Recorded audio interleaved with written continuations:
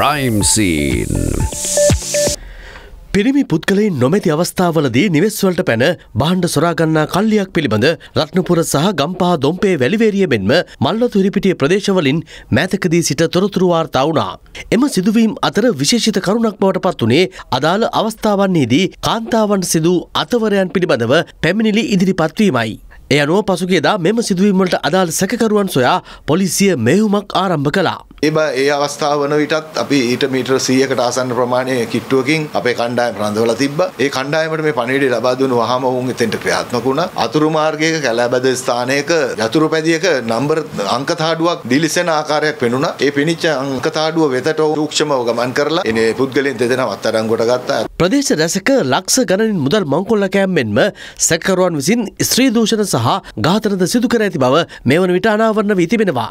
Ehaliyagoda police සැසමෙන් වාර්තා වෙනවා අවුරුදු 74ක් වන කාන්තාවක් දූෂණය කළා ඝාතනය කිරීමක් සම්බන්ධව මොවුන් දෙදෙනෙක් වුණාට විශාල අපරාධ කණ්ඩායමක් වගේ ඔවුන් විශාල භීෂණයක් පතුරවනවා. ගෙහිමියන්ගේ රිදී ඉරලා දාලා ඔවුන් සියලු දෙනා ඉදිරිපිට මේ කාන්තාවන් දූෂණය කරනවා.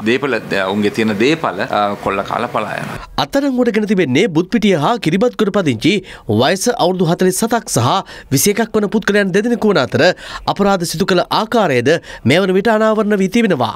සම්පූර්ණ මුහුණු ආවරණය කරගෙන යන නිසා උන්ට අඳුරේ සැඟවිලා ඉඳීමේ හැකියාව තිබිලා තිනවා. පැය කිහිපයක් මුළු තැන්ගෙට ගිහිල්ලා විශේෂයෙන්ම ශීතකරණවල ෆ්‍රිජ් වල තියෙන කෑම කාලා බොහොම නිදහසේම උන් මේ කාරණය කරනවා. ඒ සඳහා උන් තෝරාගන්න නිවෙස් තමයි එක පිරිමි පුද්ගලයෙක් විතරක් ඉන්න නිවෙස්. උන් කරන්නේ මුලින්ම මේ නිවසයන්ගේ අත්පය බඳලා දානවා. නිවසයන්ගේ ඇඳුම් ඉවත් කිරීමට කටයුතු කරනවා. නැත්නම් ඒ වෛරා දැමීමට උන් කටයුතු කරනවා. පසුව මේ නිවසයන් ඉදිරිපිටම සමහරලාටම උන් කාන්තාවන් දූෂණය කිරීමක් සිදු කරලා තියෙනවා.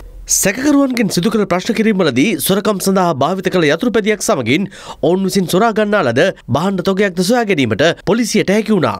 විශේෂයෙන් මේ මුහුණු ආවරණ, අත්ආවරණ, පැහැරගෙන යන රත්රන්, ඔවුන් විසින් අර රත්රන් බඩු සාප්පුවල පරීක්ෂා කරනවා වගේ ඒවා සැබෑ රත්රන් කියලා හඳුනාගත්තට පස්සේ තමයි අලෙවි කරන්න ගෙනියන්නේ. මෙම සැකකරුවන් දෙදෙනා අධික ලෙස අයිස් භාවිතයට ඇබ්බැහි වූවන් බවටද අනාවරණ වී තිබෙනවා. එකක් මේ පුද්ගලයා මත්ද්‍රව්‍ය වලට හැබැයි වී තිබීම වැඩි හිටියා. ඒ දරුවාගේ පියා කුඩා කාලෙම ඉඳලම ඔහුට සම්බන්ධ වෙන්නේ නැහැ. දැනට ඉන්නේ සුළු පියා. ඉතින් ඔහු පාසල් අධ්‍යාපනයක් ලබලත් නැහැ මේ තරුණයා.